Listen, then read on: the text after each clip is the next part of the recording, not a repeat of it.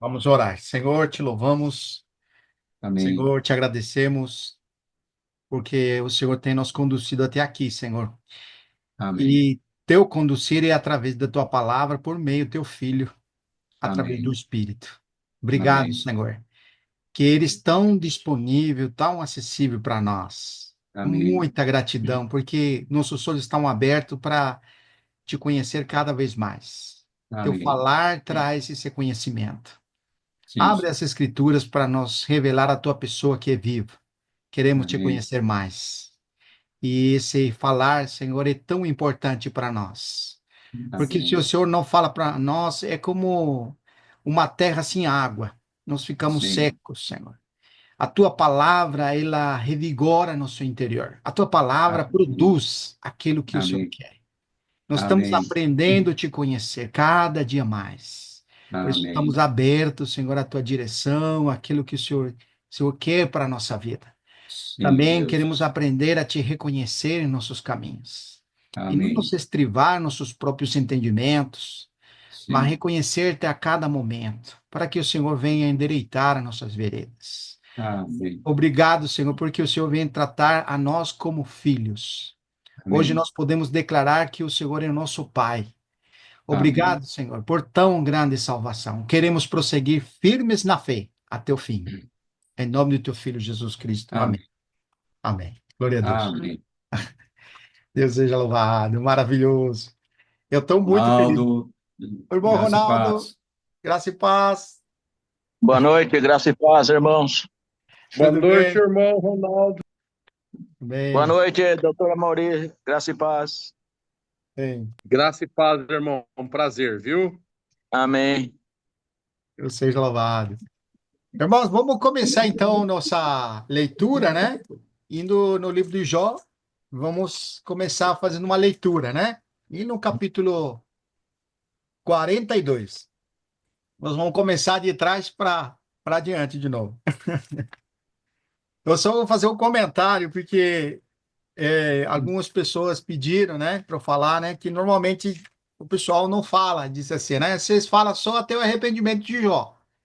Mas você não prossiga, não fala sobre o que aconteceu pós do arrependimento de Jó, e depois que aqueles amigos ofereceram holocaustos, sacrifícios pelas transgressões deles. O pessoal não liga para a outra parte, que é importante, né? Me cobraram isso aí, então eu vou, por amor aos irmãos, vou falar um pouquinho sobre isso aqui. Eu vou falar de trás para frente, né? Então, sempre a gente enxerga o livro de Jó dessa perspectiva. Uma pessoa que foi provada por Deus, mas que foi aprovada e, como consequência, recebeu todas as bênçãos novamente. E realmente a Bíblia, claramente, ele vai mostrar isso aqui, né? A gente não pode deixar de considerar que Deus restituiu o que ele tinha perdido. Mas o questionamento foi assim: mas você pode perder filhos, e o Senhor pode te dar mais filhos, mas como que você restitui um filho e a dor de você perder um filho? Não é o questionamento, né? É interessante isso aí, né? Principalmente que tem a experiência de ter perdido alguém querido, né? Que você sabe assim, Deus pode te dar um monte de coisa, mas nunca vai curar aquela ferida que fica no coração de alguém que teve uma perda. E que é muito compreensível, né? Esse sentimento de alguém que perdeu e que sabe que não tem mais consolo porque não vai voltar. No caso de Jó, nós lembramos, perdeu os 10 filhos. Não era um filho, né? É 10 filhos. E mesmo, né? Questionamento é assim: mesmo que ele tenha perdido os filhos e Deus deu mais filhos, ficou um vácuo no coração dele. Olha como que as pessoas enxergam, né, irmão? Eu falo isso porque já foi o questionamento, né? Então eu queria ler lá no Jó 42. Vamos lá então. Deixa eu chegar aqui. Nós lembramos que aqui foi o final do diálogo, né? Deus já falou com Jó e fala com Eliú também e os amigos, né? E aqui é interessante, irmãos, porque nós vemos aqui como algo bem positivo, né? O diálogo do 42, né? Que nós vamos ler um pouquinho mais, mas eu queria ler a partir do 7. Nós já limos um pouquinho, mas vamos ler de novo, né?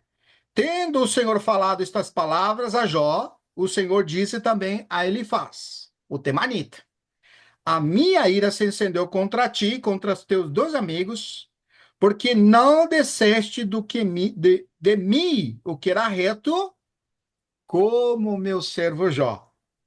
Tomai, pois, 7 novilhos e 7 carneiros, e ide a meu servo Jó, e oferecer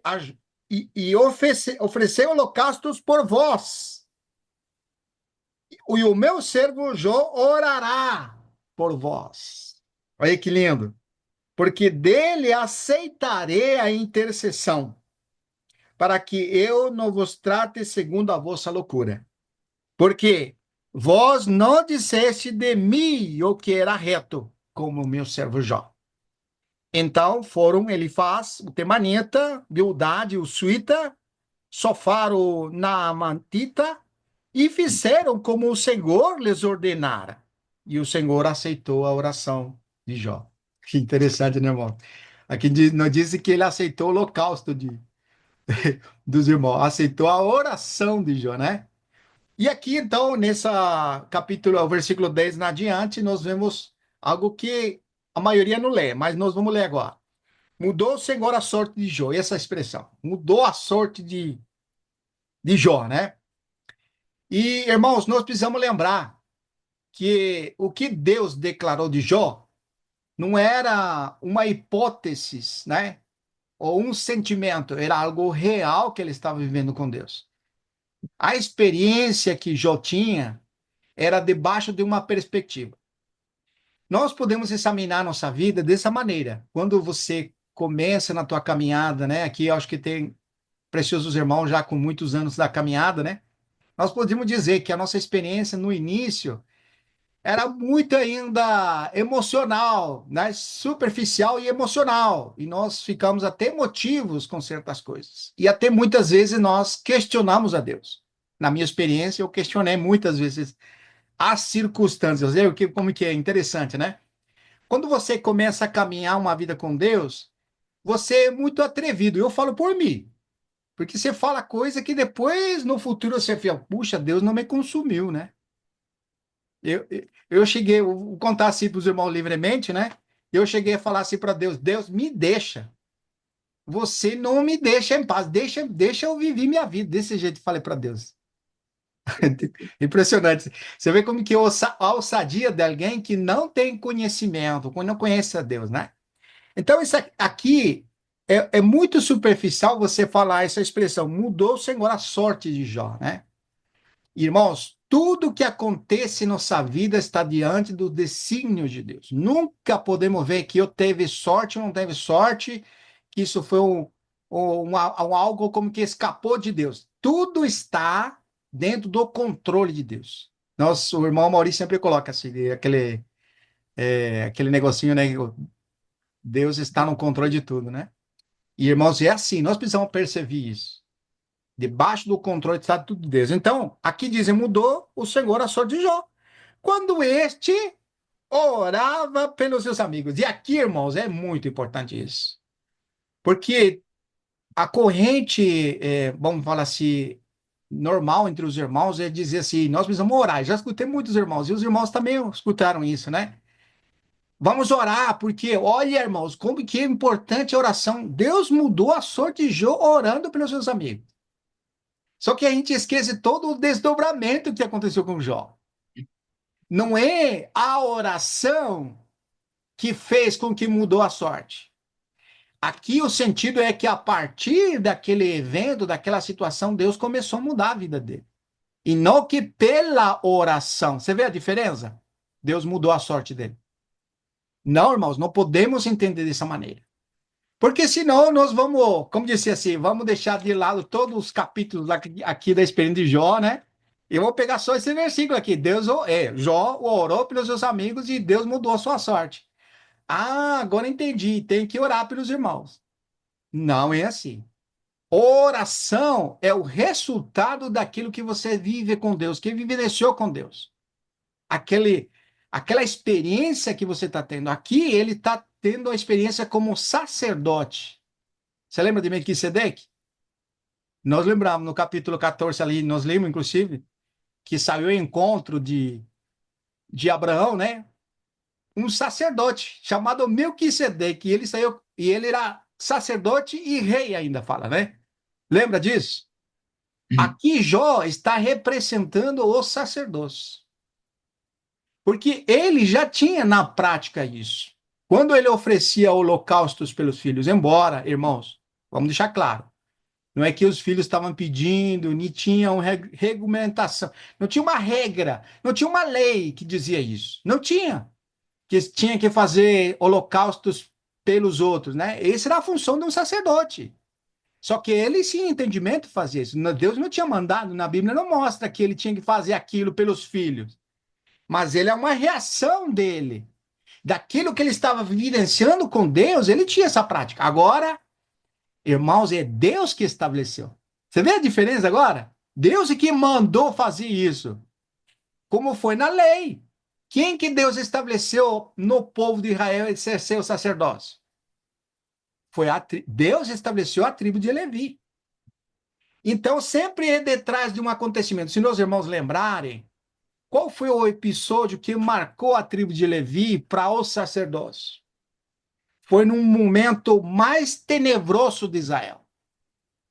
Quando eles tiveram uma experiência muito forte na vida deles, de sair de mão poderosa do Egito e ir para a terra que Deus tinha prometido, mas ali o Moisés subiu no monte.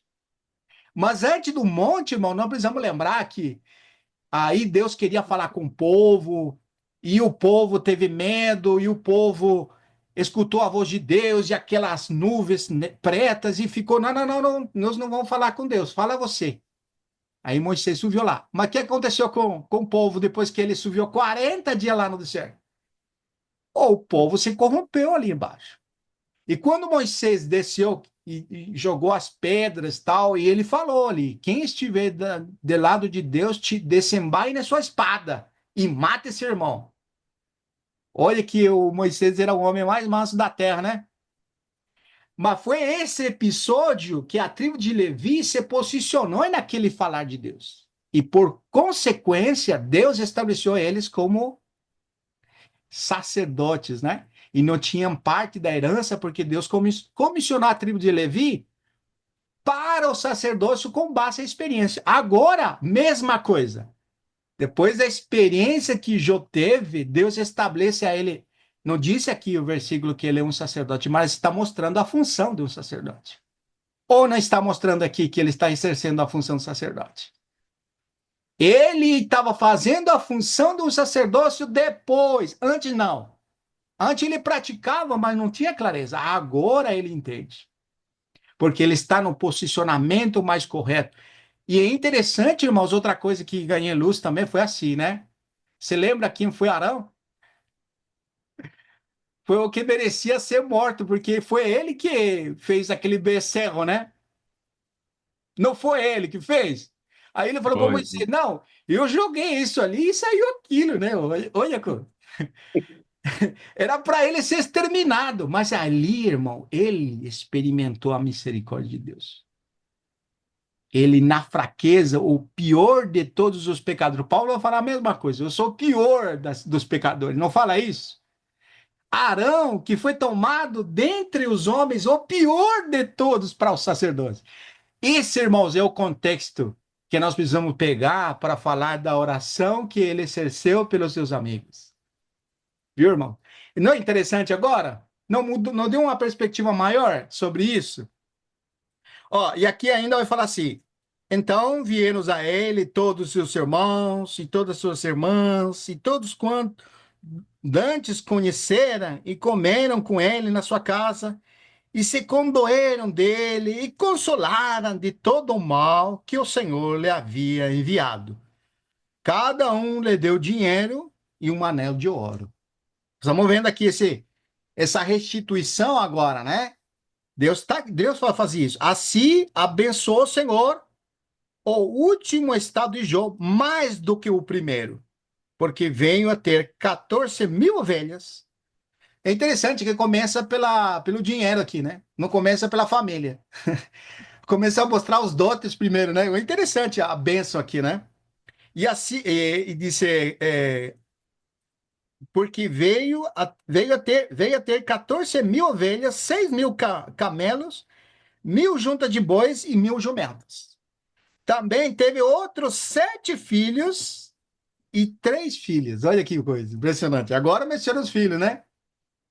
Vamos falar assim, dentro de uma pessoa, né? O que é mais pior perder? A teus bens ou a tua família? Dentro dos valores humanos, estamos falando, né? Você que é pai, às vezes você vai dar tudo. Se você tem propriedade, você vai vender por eles para salvar ele, vai fazer qualquer coisa. Então, vamos dizer assim, dentro do coraçãozinho de Jó, deveria estar os filhos. Ah, mas aqui como que é impressionante. Deus vai colocar primeiro os animais, tá, as coisas que Deus está restituindo, depois fala dos filhos. Essa é a ordem que está usando, né? Olha a prioridades aqui, ó. Assim abençoou o Senhor o último estado de Jó mais do que o primeiro. 13. Mas também teve outros 7 filhos e 3 filhas. E chamou o nome do primeiro Gemimá,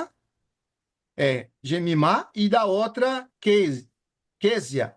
E da terceira Querem, Apuque. E em toda aquela terra não se acharam mulheres tão formosas como as filhas de Jó.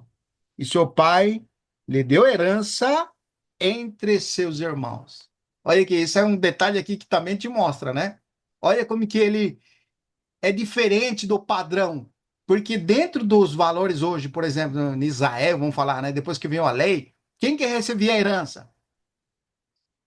Só os homens, não era? Mas aqui Jó foi um pouco mais além da lei, né? Ele deu para as filhas também aqui, ó, tá vendo? É impressionante, essas coisas, né, são detalhes que estão aqui registrados para nós vermos que foge do padrão, vamos falar, né? Tá fugindo do padrão. Olha que interessante, irmãos. E em toda aquela terra não se... 16. Depois deste veio Jó, depois deste viveu Jó 140 anos e viu seus filhos e seus filhos e seus filhos até a quarta geração. Então, morreu Jó, velho e farto de dias. Muito bom, né, irmãos? Esse é um pequeno só comentário para nós poder entrar no pedido dos irmãos, mas é interessante nós sempre colocarmos, como disse, não colocar os bois na frente da carroça, né? Não é? A carroça de frente dos bois, né? Primeiro tem que ir os bois, depois a carroça. Então, aqui é a mesma coisa. Deus fez dele alguém que podia interceder. Antes não era assim, mas aqui você vê Deus determinando isso. E não é pela oração de Jó que mudou sua sorte. É muito mais que isso. Deus seja louvado, irmãos. Agora nós vamos tentar, então, desenvolver um pouco mais a partir do capítulo 38. Lembra que nós abordamos a experiência de Eliú, né? E é interessante aqui, eu vou habilitar aqui os irmãos poder ver um pouquinho mais. Vamos ver se consigo passar aqui.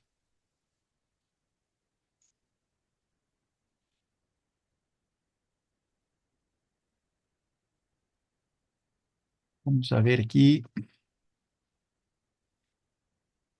Os irmãos estão enxergando? Sim.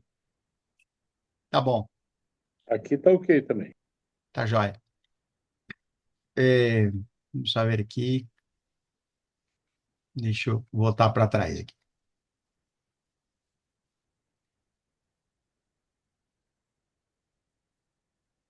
Então, o versículo que disse aqui no 38, né? Que é a partir de que Deus vai falar aqui, depois disso o Senhor deu, do meio de um redemoinho, respondeu a Jó, né? E é interessante, irmãos, que até então Jó tinha só respostas dos amigos, né? Ia ter um personagem a mais, que era Eliú. Mas agora é Deus que vai falar. Falar de Deus, irmãos. Esse aqui nós precisamos na nossa vida. E Amém. redemoinho também pode ser interpretado como tempestade. Tem versões bíblicas que coloca tempestades. Mas aqui redemoinho dá a entender mesmo que é algo extraordinário, uma parousia, vamos falar assim, alguma maneira de Deus sendo manifesto para Jó aqui. É uma epifania, perdão. É como a epifania através daquela tempestade, o redemoinho, né? Deus fala com Jó. É, teofania. Esse aqui a Lia está corrigindo. Então o Senhor começa dizendo: quem é este que oscurece os meus desígnios com palavras sem conhecimento? Eu queria que seja assim, né? Que ele olhasse para Eliú, né? Quem é este aqui que está falando isso? Mas não, o texto não está dizendo isso, tá? Como ele não é mencionado por Deus, né? É mencionado, ele faz os dois amigos e o Jó, mas ele não é mencionado por Deus. Mas aqui, depois da fala, né, e até o destaque que nós fizemos, o Eliú falou bastante, mais que os amigos, né? Que é no 37. Agora, no 38, Deus começa falando com Jó. Isso que nós precisamos ver.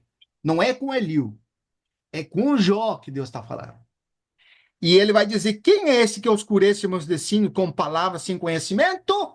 Cinge, pois, os lombos como homem, pois eu te perguntarei e tu me farás saber. Irmãos, aqui nós precisamos esse destaque desse versículo. Quem é esse que oscurece meus desígnios com palavras sem conhecimento? Irmãos, é interessante essa expressão, meus desígnios com palavras sem conhecimento. Falar sem conhecimento são declarações sem pleno conhecimento ou discernimento. Esse que está mostrando aqui. Não está tendo discernimento. Então, nas palavras, os amigos de Jó estavam, assim como Jó também, oscurecendo os desígnios de Deus. Desígnios aqui, irmãos, é o que Deus quer fazer, o que Deus designou. Então, através das palavras expositivas que eles fizeram, estavam oscurecendo, como dizendo assim, contrariando os desígnios de Deus. Ao tentar entender os sofrimentos e a justiça de Deus, sem perceber, eles estavam fazendo isso.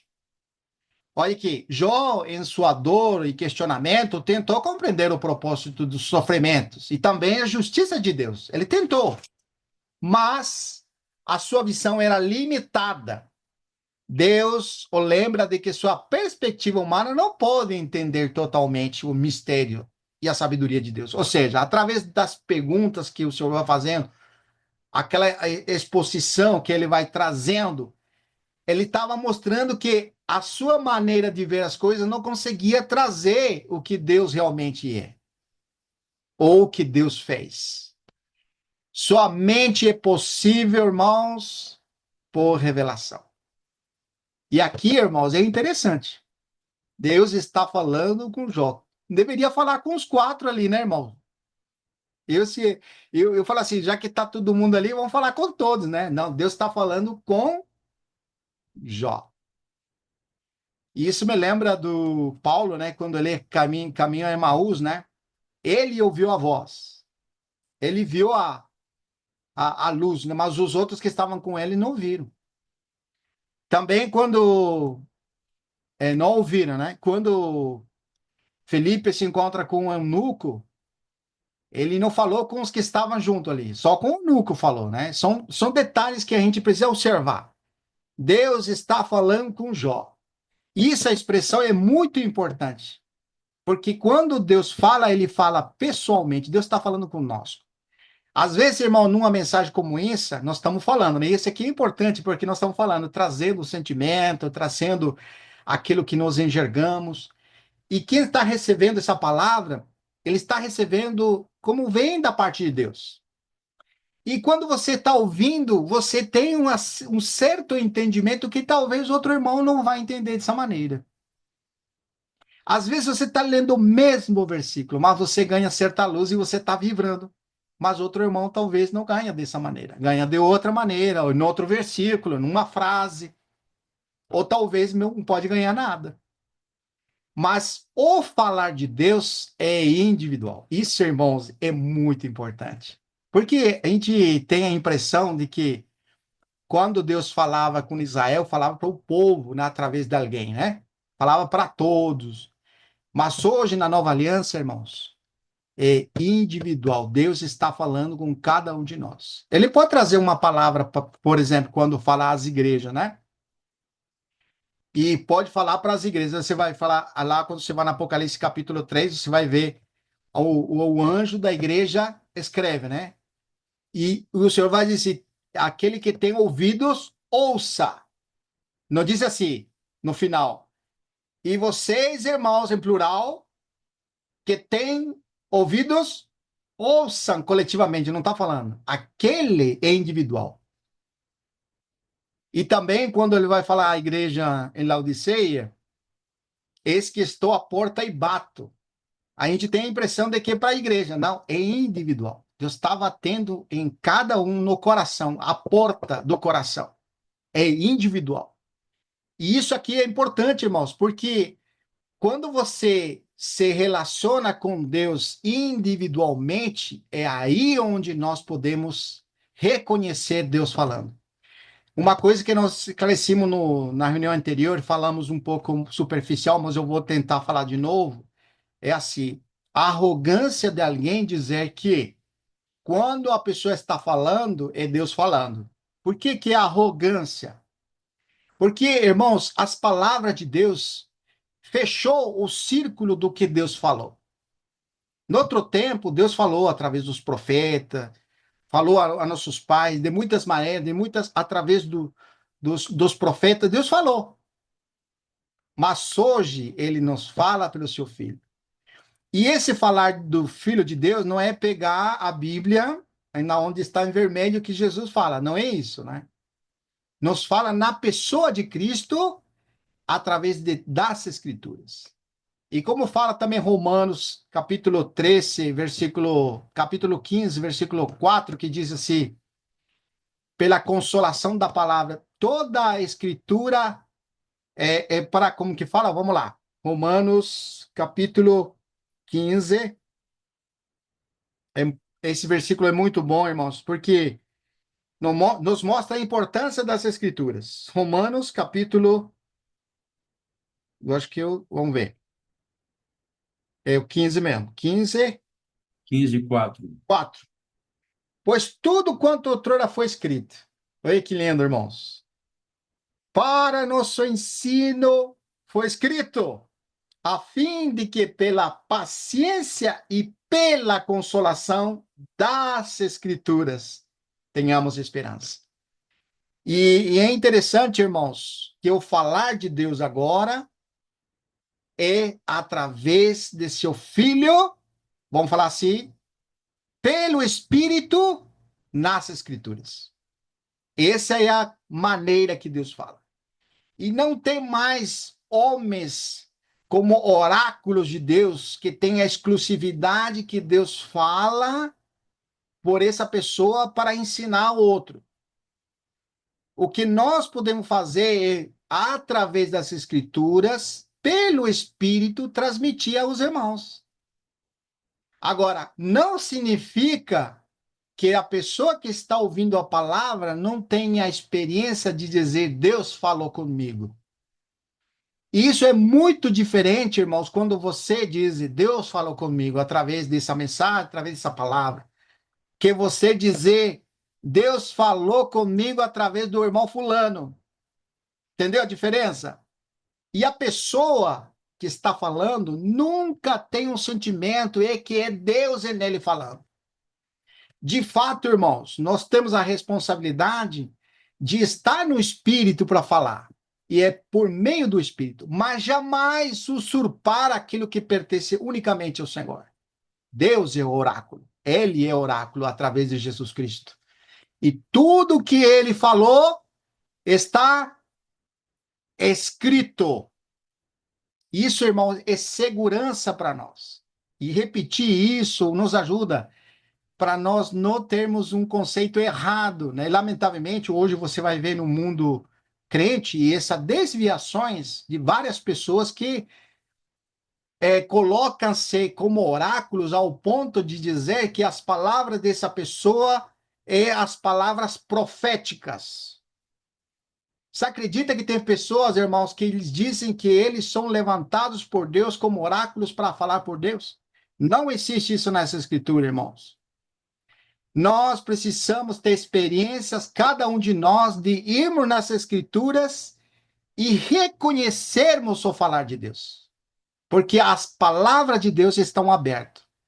e elas são, como disse ali em 1 de Coríntios, que é bom ler esse versículo, irmão. Vamos junto, 1 de Coríntios, capítulo 2, versículo 13. Ele vai dizer assim: disto falamos. Isso é Paulo falando, né? Não em palavras ensinadas pela sabedoria humana, mas ensinadas pelo Espírito, conferindo coisas espirituais com espirituais. Isso aqui é muito rico, irmãos, porque ali mostra que realmente Paulo, ele, pelo Espírito, ele pode dizer essas coisas. E nós usamos outros versículos que diziam que as palavras que ele estava falando era da parte de Deus mesmo, e assim, e os irmãos faziam bem em receber essas palavras, como não como de homem, mas como do próprio Deus. Mas por que nós podemos receber as palavras de Paulo e não nossas palavras como de Deus? Porque as palavras que Paulo falou estão nas Escrituras. Agora, o que eu falo não está nas Escrituras. Eu simplesmente transmito o que está nas Escrituras pela experiência que o Senhor está me dando para compartilhar com os irmãos. Agora, cada irmão tem que ser responsável o suficiente de ir nas Escrituras, de conferir nas Escrituras, de examinar as Escrituras. Por isso, irmãos, é muito rico quando nós hoje temos certa liberdade de compartilhar e não tem medo de errar. Porque às vezes, irmãos, a gente se pressa tanto a nós mesmos que a gente não quer falar certinho, né? Mas se souber que está gravando alguma coisa, puxa, quem vai dizer se eu falei errado o português, falei errado um versículo? Não tem problema, irmãos. O importante é nós estamos no Espírito e ser guiados pelo Espírito. E se o senhor tiver que corrigir, o senhor corrige. Simples assim. Mas nós precisamos ter essa liberdade no coração de poder compartilhar com os irmãos a palavra. Vou prosseguir aqui, então, continuando aqui, né? É impressionante isso aqui, irmãos, em Jeremias 29:13, vai dizer, buscar-me-eis e me achareis. Quando? Quando me buscardes de todo o vosso coração. Salmo 111:10. O temor do Senhor é o princípio do quê, irmãos? Na sabedoria. Revela a prudência a todos os que praticam. O seu louvor permanece para sempre. Irmãos, aqui tem um versículo que eu queria ler com os irmãos, que está em 1 de Coríntios. Paulo, ele vai usar muito essa experiência, né? Os irmãos não tem aqui no slide, mas eu gostaria que os irmãos pudessem ir junto lá, né? Depois lemos esse aqui de Tiago. Mas vamos lá em 1 de Coríntios, capítulo 1, primeiramente. 1 de Coríntios, capítulo 1, versículo 19. E diz assim: pois acharam? Eu não sei se os irmãos estão vendo aqui. Será que estão conectados? Tá, né? Ah, sim. Tá perfeito. Estamos vendo, estamos Ah, vendo. tá. Tá ótimo, tá ótimo. É que aqui não tem a vista dos irmãos.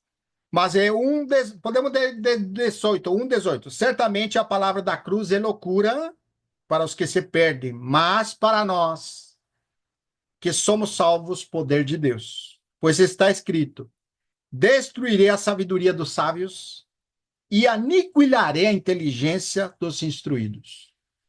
Onde está o sábio? Onde está o escriba? Você percebe, irmão, que aqui ele faz uma lista de, vamos dizer assim, sequencial, né? Primeiro vai falar da sabedoria deste mundo, né? E aí ele vai assim, cadê esse sábio desse mundo? Mas depois ele entra, cadê a sabedoria do escriba? Escriba era muito considerado pela sabedoria, porque estudava as escrituras, né? Cadê a sabedoria do escriba, diz? Ou aquele que escrevia, né? Vamos falar assim, né? Onde está? Onde está o inquiridor desse século? Porventura não tornou Deus loucura a sabedoria deste mundo? Visto como na sabedoria de Deus o mundo não o conheceu. Por isso, irmãos, você vê como que aqui o diálogo dos amigos estava oscurecendo os desígnios, porque não tinha entendimento. a sabedoria que eles receberam, que vem desse mundo, não conseguem entender Deus. E eles estavam oscurecendo os desígnios de Deus. Olha que impressionante. Ó, visto como a sabedoria de Deus o mundo não conheceu, por sua própria sabedoria, aprove Deus salvar aos que creem pela loucura da pregação. É que impressionante, irmãos. E aqui me lembra, os irmãos, vira aqui a página Mateus. Mateus 11. Olha quem vai falar Mateus 11, irmão. Mateus 11, versículo 25. O Senhor vai falar assim: por aquele tempo exclamou Jesus, graças te dou, ó Pai, Senhor do céu e da terra, porque ocultaste estas coisas aos sábios e instruídos e eu revelaste aos pequenininhos. Sim, ó Pai, porque assim foi de teu agrado. Que coisa, né, irmãos? Como nós, através dessa escritura, nós estamos conhecendo o Pai, conhecendo Deus, porque existia uma escuridão para Jó sobre quem era Deus. Não é somente, irmãos, a circunstância que ele estava passando, que ele desconhecia. E também não é somente a justiça de Deus que ele desconhecia. Ele também desconhecia ou conhecia muito de pouco, né? Tanto é que ele vai dizer que ele se arrepende e não põe na cinza, irmãos. Porque agora, disse, antes te conhecia só de ouvidos, mas agora meus olhos te veem. Ele está dizendo uma figura de linguagem, né? Ele não está dizendo que ele só conhecia de ouvido, né? Ele está mostrando como que ele passou a conhecer agora. O conhecimento que ele tinha de Deus antes era como se só conhecia ouvindo. Mas agora aumentou tanto o conhecimento de Deus nele, ao ponto de dizer que ele estava vendo a Deus. Você vê que impressionante? Ele está trazendo, querendo expressar como aumentou nele o conhecimento de Deus. Não que ele não tinha conhecido. Mas por fato de conhecer pouco a Deus, ele não conseguia entender o que ele estava passando. Mas agora, a experiência que ele tem no falar de Deus, irmão, não é somente isso que nós precisamos entender. Não é somente pela circunstância que ele está passando que ele conhece a Deus. Ele está conhecendo a Deus porque Deus falou. Quanto nós precisamos, irmão, que Deus fale conosco? Porque não temos essas escrituras. Mas mesmo tendo essa escritura, não é a mesma coisa você ler um versículo ao qual que Deus fale com você no versículo. Quer ver como que é lindo, irmãos? Isso é aquele versículo de Jeremias que nós colocamos aqui, né? Buscar-me-eis. Você vê como que é impressionante? Mas a gente fala assim, não, mas eu busco o Senhor. Mas o Senhor vai falar de novo assim, buscar-me-eis. Como disse, busca mais. E me acharei. Irmãos, nós estamos achando o Senhor. Graças ao Senhor por isso. Cada irmão tem experiência com o Senhor. E eu tenho por certo que os irmãos têm profundidade com o Senhor. Mas nunca, irmãos, fiquemos contentes com nossa experiência. Sempre almejemos mais. Irmãos, às vezes nós ficamos repetindo histórias do passado, ou anedotas do passado, e repetimos, não que seja errado, irmãos, porque tudo é válido. Mas quanto eu desejo ter experiências novas? Eu não quero falar só do que aconteceu 20 anos atrás, 15 anos atrás, eu quero ter experiência nova com o Senhor. E isso é possível quando nós estamos buscando o Senhor. Tiago 1,5 diz, se alguém de vós tem falta de sabedoria, rogue a Deus, que a todos concede liberalmente com grande alegria. Essa expressão aqui dessa versão é melhor, viu? Ele fala assim, concede a todos liberalmente, olha. Mas quem? A quem que concede? A quem que está buscando. Você vê a distinção? Existe aquela pessoa que vai nessa escritura judicialmente, né? Porque tem que ler a Bíblia, né? Puxa, tem gente, eu trabalho muito na rua, eu vejo as pessoas, né? Pegando a Bíblia e deixando no painel do carro, assim, né? Aí você pergunta assim, olha, você tem uma espada ali. Ele fala assim, né? Que espada? Ele não sabe nem que a escritura é espada, não? Porque a gente tenta provocar a pessoa. Tem alguns que são a exceção, né? Mas a maioria, sabe por que eles têm a Bíblia no painel do carro? Para proteger eles de qualquer coisa negativa. Viu, irmãos? Lamentavelmente, irmãos, É às vezes um amuleto. é o amuleto, obrigado, irmão, o amuleto da sorte, né? Para ele ser protegido. E ele tem, assim, uma bibliona grande no painel. E muitas pessoas têm. Mas quando você vai indagar ela, a pessoa não conhece nem a tapa, nem o versículo não conhece. Oh, meu Deus. Que o Senhor nos livre, irmãos, de continuar, como dizia o irmão falou assim, como nós precisamos dessas escrituras cada vez mais. Nós precisamos nos envolver mais com ela. Mas qual é a motivação, irmãos? Isso também é uma questão muito importante. Por que nós vamos nas escrituras? Irmãos, que a nossa motivação seja para conhecer Deus e não conhecer meramente doutrinas ou ter informações para você poder falar, tal. Não. Irmãos, é para conhecer Deus. Porque quando Deus fala, nossos olhos podem ser abertos. Deus seja louvado. Prosseguir aqui.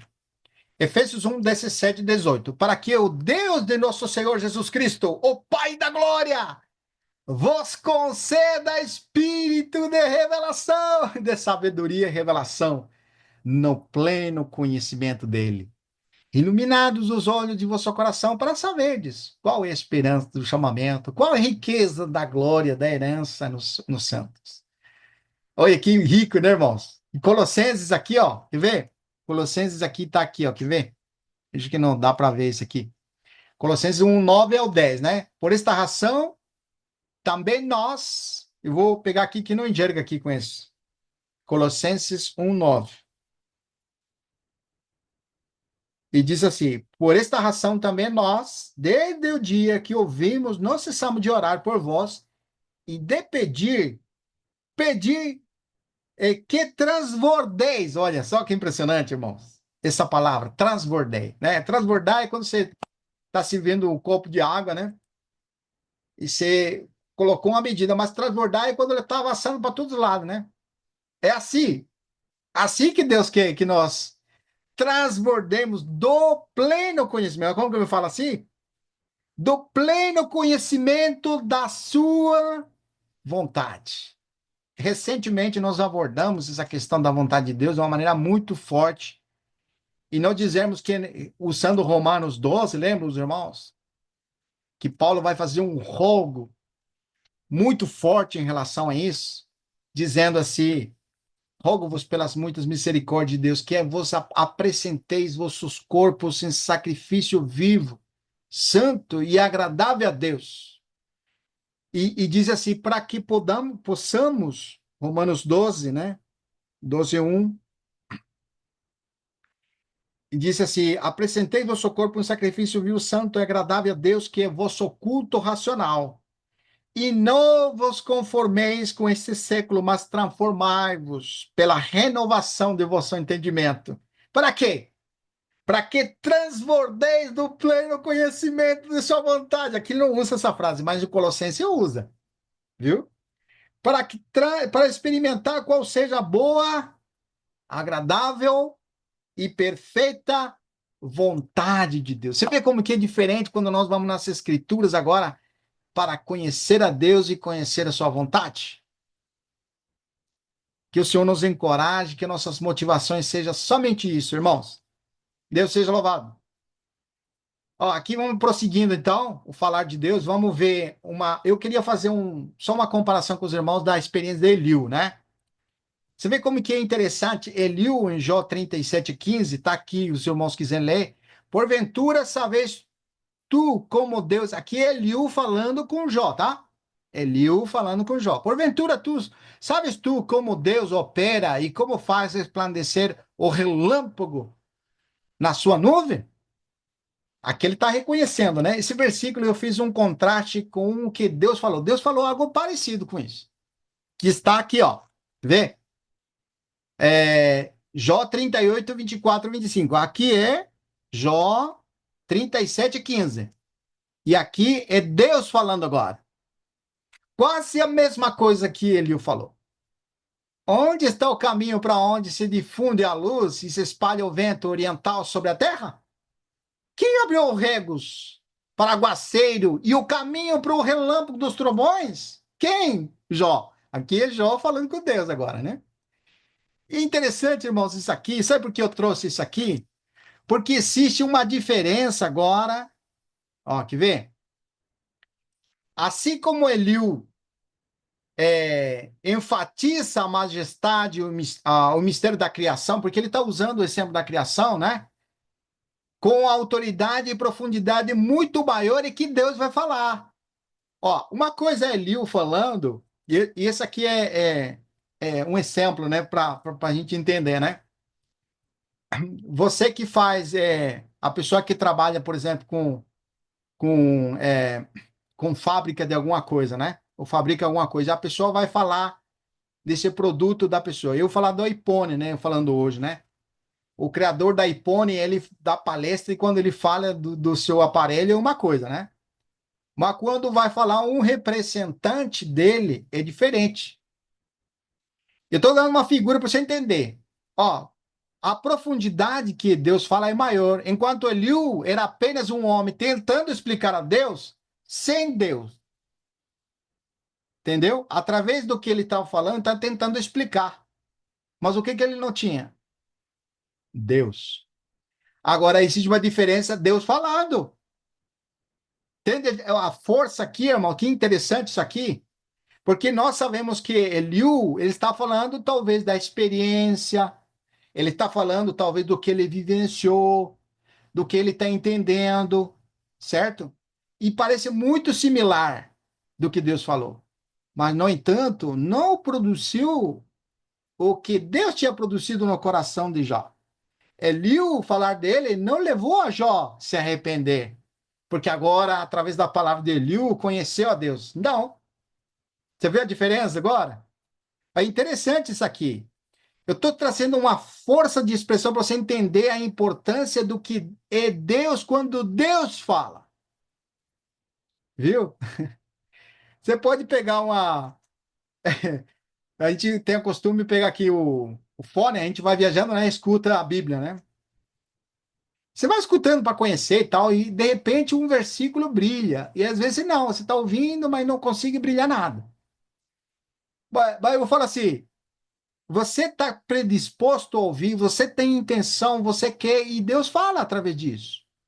Mas não é aquela, é uma máquina falando, né? Vamos falar assim, é uma voz falando, versículos bíblicos, não é Deus falando com você. Mas pelo teu coração voltado para o Senhor, em sintonia pelo Espírito, Deus fala. Você vê essa distinção, irmãos, como é importante? E, ó, eu vou continuar aqui ainda, ó, quer ver? Ó, diz assim, essa diferença realça, quando Deus fala, o que realça? A soberania, a sabedoria, e sendo impossível para o homem entender pela razão, a não ser que Deus revele. Ó, o diálogo que Deus está tendo com Jó é mostrando a soberania na criação, nos detalhes entre os animais. E ele vai mostrando e vai perguntando, vai fazendo a pergunta. Olha que interessante, irmãos. Eliú faz boas observações, mas não tem conhecimento completo de como Deus age. Em Jó 37:23, Eliú diz: ao Todo-Poderoso não podemos alcançar. Olha que lindo. É forte isso aí, ele falando isso, né? Grande o poder. Ó, mas olha o que ele vai declarar agora.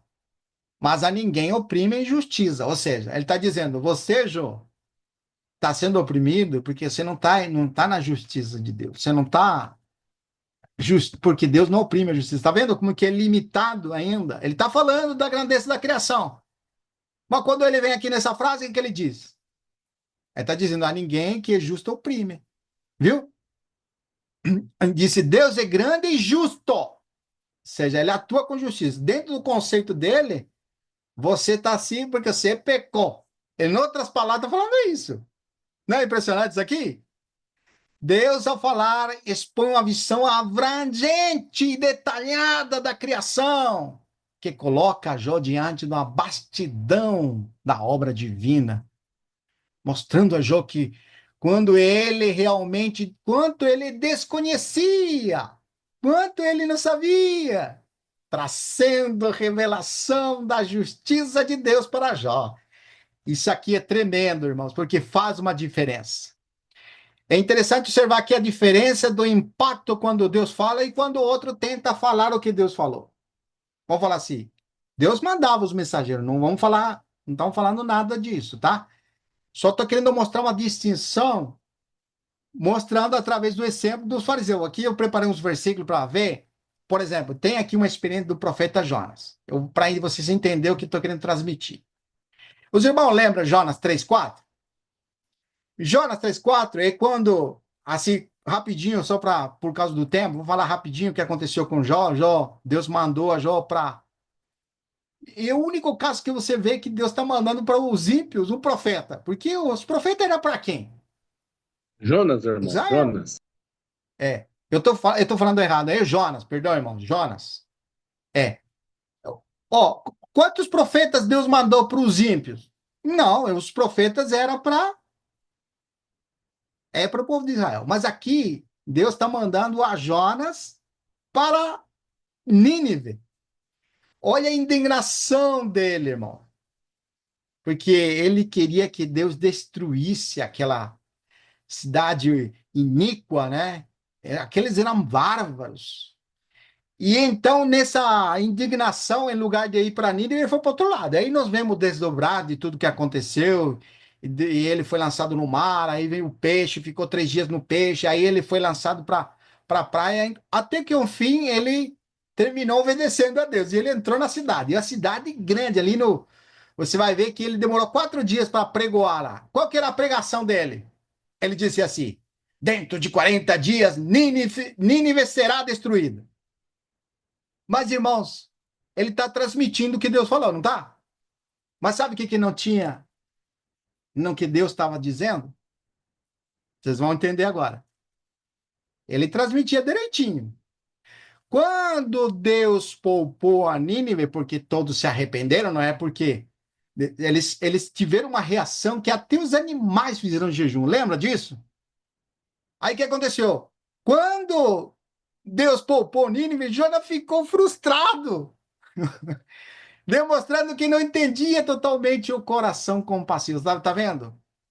Quando você vai transmitir uma palavra de Deus, você tem que pegar o sentimento do que Deus está querendo dizer nesse versículo. Por isso que não pode pegar um versículo isolado, porque você vai trazer uma interpretação de acordo com o que você está vendo. Mas o que nós precisamos nas escrituras é pegar o que está querendo dizer dentro do contexto. Porque aqui ele estava dizendo, mas expressava o sentimento de Deus nas palavras de Jó? Ele tinha compaixão pelos de Nínive? Não. Tanto era a sua frustração que ele ficou ali os 40 dias, né? Porque o Senhor falou, 40 dias ia destruir. Ele ficou ali perto na praia esperando a destruição de quem? De Nínive. Não esperava arrependimento. Ele queria ver como esse povo ia ser destruído. Olha a frustração de Jonas. E ali, irmãos, no final, nós lembramos, o Jonas ali, nessa espera ali, nesse calor intenso ali, ele plantou uma plantinha de calaveceira e tal, né? E aí ele cresceu e deu sombra para ele, ficou contente. Nesses 40 dias ele estava ali, ó. Aí o Senhor mandou um vermezinho pequeno. Os irmãos lembram, né? Não precisa ir lá. O que aconteceu com esse vermezinho? Foi lá e secou a plantinha lá. Puxa, mas que indignação novamente. Indignação de Jonas era tremenda. Tornou o Senhor. Aí o Senhor vai falar com ele. Você vê como que é importante falar de Deus, irmão? Por isso que nós não podemos ficar só com uma experiência da palavra. Eu estou só sendo obediente ao que Deus fala. Nós precisamos ver como Deus está vendo. Ganhar o sentimento de Deus. Por isso não podemos pegar um versículo isolado do contexto. Precisamos o tudo. E aqui diz assim: tendes compaixão de uma planta que não custou trabalho, não te custou trabalho, né? O qual nem fizesse crescer. Ele não fez nada. E que numa noite nasceu e numa noite pereceu. E não é eu de ter compaixão de uma grande cidade de Nínive, em que há mais de 120 mil pessoas que não sabem discernir entre a mão direita e a mão esquerda, e também dos animais. Assim termina o livro, irmãos. Que lição para nós, irmãos. Não adianta nós pegar como tagarelas ou como aquele louro, né, que repete as coisas. Nós precisamos pegar o sentimento do que Deus está falando. Ah, se arrepende, tá vendo? Porque Deus vai te consumir. É por que você está falando isso? Porque teu desejo é que você consuma. Você vê como que o Jonas está expressando nas palavras que ele está falando, não traz o sentimento de Deus. Traz seu sentimento. O sentimento dele não era que se arrependa o povo, senão que seja destruída.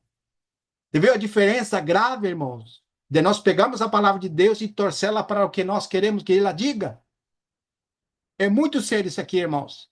E nós estamos no mesmo assunto, o livro de Jó, falando do falar de Deus. E, irmãos, como que os fariseus religiosos pegavam a palavra de Deus? Ixi, irmãos, isso aqui é muito forte. Jó 7, 45 ao 9. Os irmãos lembram que os principais, os fariseus ali, os mandaram um soldado para prender Jesus, né? E voltaram, pois, os guardas à presença dos principais sacerdotes e fariseus. E esses lhe perguntaram: por que não trouxestes? E responderam eles: jamais alguém falou como este homem.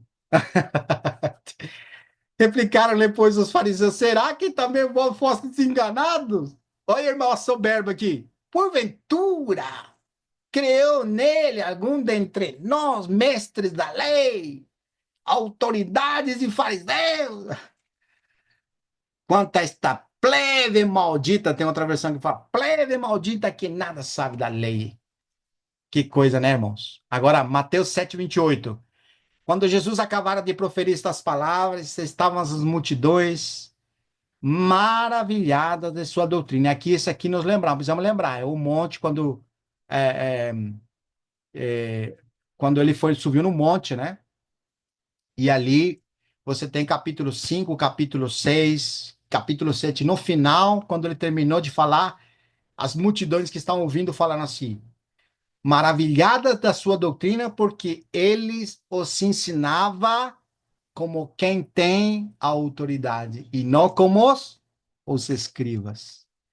Que distinção, né, irmãos? Não sei se os irmãos estão conseguindo pegar, mas é muito bom isso aqui, irmãos. Nós precisamos, voltando para o livro de Jó, né, no arrependimento de Jó, aqui, irmãos, eu fiz só uma pequena comparação sobre isso, e Jó 40, versículo 4 e 5, né?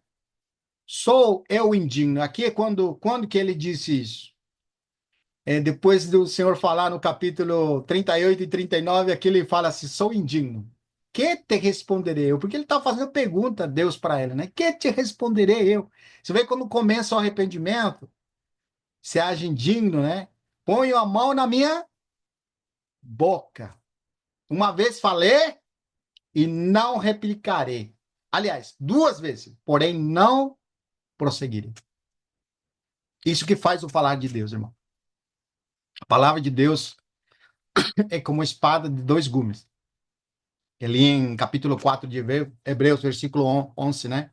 Ele vai dizer que a palavra de Deus é viva e eficaz. E é mais cortante que espada de dois gumes. É dois gumes, né? Você viu? Corta um lado e corta o outro. E estava ouvindo um comentário do irmão Romeu Bornelli, que ele aplicou isso com João capítulo 1, versículo 34. E gostei disso. Eu vou ler com os irmãos. João capítulo 1, né? Inclusive, ontem com os irmãos comentamos esse versículo, foi bom. 34. Não, não é Lucas, perdão, irmãos. Tô confundindo aqui. É Lucas. É Lucas 2:34.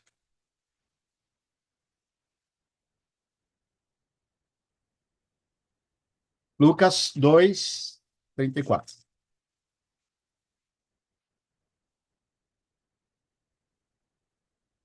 Aqui nós lembramos Simeão, né? Que era o sacerdote ali. Simeão abençoou e disse a Maria, né? Aqui lembra antes ele pegou a criança e diz no versículo versículo 28. Vamos ler aqui, interessante. Simeão tomou nos braços ao menino, né? Porque o menino foi levado para a circuncisão lá. E ele tomou o menino nos braços e disse para Deus: Agora, Senhor, podes despedir em paz a teu servo, segundo a tua palavra. Aí que rico, né? Segunda a tua palavra. Olha só que Deus falou com ele, mas maravilhoso, né? Porque os meus olhos já viram a tua salvação. Puxa, que contraste com o religioso, né? O religioso questionava até o movimento de Jesus, se lavava as mãos e onde que ele entrava, para ver se aprovava ele.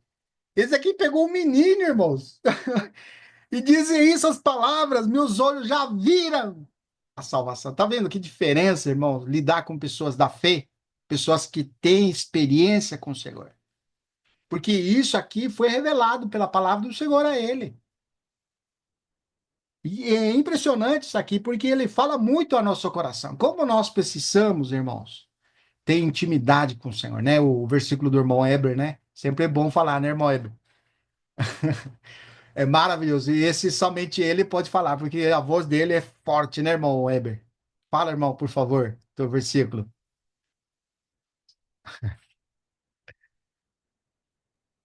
Daqui a pouco eu vou usar ele, viu? Oh! Pode falar, Não deixar irmão. para depois. Tá bom, tá ótimo. Então eu não vou falar, não. Mas aqui, irmãos, que rico, irmãos, isso aqui. Agora, Senhor, pode despedir em paz a teu servo segundo a tua palavra. Por quê? Porque meus olhos já viram a tua salvação. Olha que rico, irmãos. A qual preparaste diante de todos os povos, luz para revelação aos gentios e para a glória do teu povo de Israel. Ó, aqui no 34, Simeão abençoou e disse a Maria, mãe do menino: Eis que este menino está destinado tanto para a ruína como para levantamento de muitos em Israel e para ser alvo de contradições. E o irmão, ele compartilhando, ele disse, trazendo a aplicação da espada, né? Ele disse duas, ele corta em duas, né? Por um lado, irmãos, a palavra sempre é para nós. Ela traz isso aqui, né? O que o irmão falou aqui, é, ela, ele diz assim, está destinado para a ruína, como para levantamento. Então, a palavra, quando ela vem, ele vem para tirar toda a motivação do nosso coração. Ela, quando é para nós primeiro. E quando nós somos atingidos pela palavra, quando a palavra fala no nosso coração, então ela pode produzir algo. Você vê como que é? Primeiro a palavra é para nós. É isso que ele aplicou, né? E é muito rico porque ela discerne o que, irmãos? Os pensamentos e as intenções do coração. Por isso que quando nós estamos diante do falar de Deus, quando Deus fala, irmãos, ele vem a expor o que está no seu coração. Ele manifesta o que está no seu coração.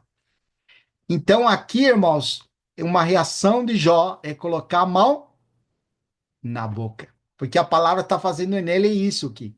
Está destruindo nele, ó. Está arruinando ele. Tá, aqueles conceitos, aquelas coisas que ele pensava, está caindo tudo por baixo. Uma vez falei e não replicarei. Aliás, duas vezes, porém não prosseguirei. Que a nossa experiência com o Senhor seja assim, irmão. Não porque alguém de fora vem te falar, é porque o Senhor está te falando. Pode ser através de qualquer, mas quando o Senhor te fala, ele te faz, irmão, você colocar a mão na boca. Você não se sente superior. Você vê como que é impressionante isso aqui, irmãos? É muito rico. Vamos prosseguindo aqui. Jó 48, 9. Já estamos terminando, irmão. Acaso anularás tu, de fato, o meu juízo? Ou me condenarás para te justificares? Ou tendes o braço como Deus e o podes travejar como vós, como ele o faz? Você pode fazer isso, Jó? Ele está assim agora. Não é rico isso aqui, irmão? Então o Senhor, no meio do remoinho, respondeu. Novamente aqui, né? Essas duas vezes se menciona no 38 e no 40. Você vê que interessante isso aqui? Jó 38 diz: Quem é este? Esse é a primeira vez que ele fala. Quem é este que oscurece meus desígnios com palavras sem conhecimento? Mas aqui ele vai falar então: o Senhor vai falar: Acaso anularás tu de fato o meu juízo? Que coisa, né, irmão? Quando, irmãos, nós estamos estrivados no seu próprio entendimento, não conseguimos ver Deus. Nós reclamamos, nós exigimos e nós queremos justiça. Mas quando nós estamos vendo Deus, irmão, nós conseguimos colocar nossa mão na boca e reconhecer que é Deus e não anular o juízo de Deus. O que você está passando muitas vezes, irmão, é o desígnio de Deus, o juízo de Deus. E nossa tendência é culpar, né? Não é? A gente culpa isso, culpa aquilo, faz isso, não é aquilo por aquilo, dá explicação para tudo. Mas sabe quando que calamos de fato? É quando dizemos assim, não, isso vem de Deus. E eu me lembrei de Simei, né? Os irmãos lembram de Simei? Esse é extraordinário porque Davi estava fugindo de seu filho, né? Com seus soldados, e ali Simei, que era um de Israel, começou a praguejar contra ele, dizia um monte de coisa Davi. E um dos soldados dele falou: Ó, que eu mate, te arranque a cabeça desse cachorro aqui, ó, desse cão. Aí Davi falou assim: Não, não faça isso. É Deus que está fazendo isso. Olha que percepção das coisas, né, irmão? Então, ele estava vendo Deus. Quando você vê Deus, você não anula o juízo, o que está acontecendo. Não condena o Senhor. Quando nós não aceitamos uma situação, uma circunstância, nós estamos condenando a Deus, porque isso dizemos, não, não vem de Deus. Não, não, não, Deus não pode fazer assim. Acaso nós vamos dizer assim, como disse no livro no versículo anterior, né? Você vai falar com minha voz agora? Que coisa, né, irmãos? É forte isso aqui, né?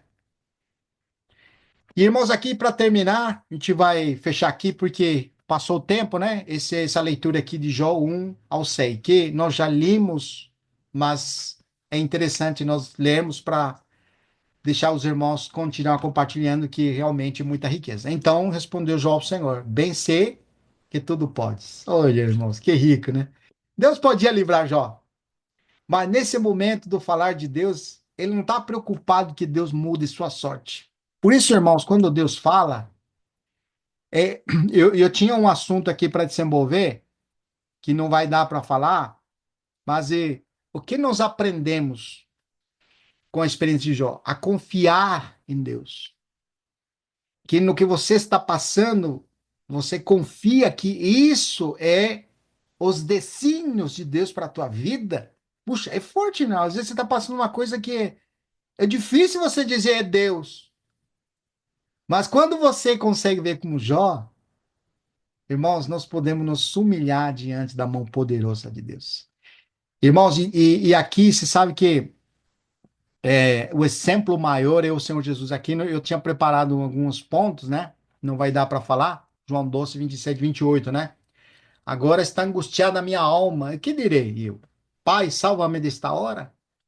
Mas precisamente com esse propósito vim para esta hora. Isso aqui, irmão, faz diferença quando você está passando por sofrimento. Você enxergar qual que é o propósito disso. Pedro disse: Não estranheis o fogo ardente que surge no meio de vós. Como se uma coisa extraordinária você estivesse acontecendo. Gente, todos os irmãos estão passando por alguma coisa semelhante. Porque a gente tem um sentimento que você está passando, ninguém entende. Não sei se com os irmãos acontece, mas comigo acontece sempre. Ah, ninguém sabe o que eu estou passando, né? Você, acho que é especial o sofrimento teu. Não, irmão, gente, todos a irmandade está acontecendo alguma coisa. Deus está trabalhando no coração de cada um. E é necessário, às vezes, né, vamos respeitar o que o irmão falou, se é necessário somente que passeis por várias provações. Mas quando vem as provações, é isso que importa. Como é a nossa reação? Nós reconhecemos a Deus, nos humilhamos diante da mão poderosa, ou buscamos justificar e condenar a Deus. Porque às vezes, quando não aceitamos algo, você não fala. Mas eu não concordo com essa situação, então você está rejeitando o que é Deus, não está reconhecendo o que é Deus. Olha que sério que é, irmãos. Por isso, irmãos, não estranheis o fogo ardente que surge no meio de vós, como se uma coisa extraordinária você estivesse acontecendo. O Senhor falou, Pai, glorifica o teu nome. Olha só. Pelo contrário, irmãos, quando você reconhece a Deus nos teus caminhos que você está passando, quando você vê Deus falou no teu coração, Deus está falando com você, você aceita aquilo, não está pedindo, porque todo mundo lê Jó e diz assim, não, como regra máxima, tem que mudar a sorte de Jó, né? Agora Deus tem que mudar a tua sorte. Se Deus falar com você, Deus vai mudar a tua sorte. Irmãos, quando Deus fala com você, você aceita. Não necessariamente Deus pode mudar a tua situação. Entenda isso. Porque você lê Jó com esse coração, né? Deus falou com ele, agora vai mudar a sorte. Quer dizer, agora voltei para a reunião, estou buscando o Senhor, leio a Bíblia, oro, tal, tal. Agora Deus vai mudar minha sorte. Não é assim, irmãos. O que Deus produz é o que o Senhor falou aqui.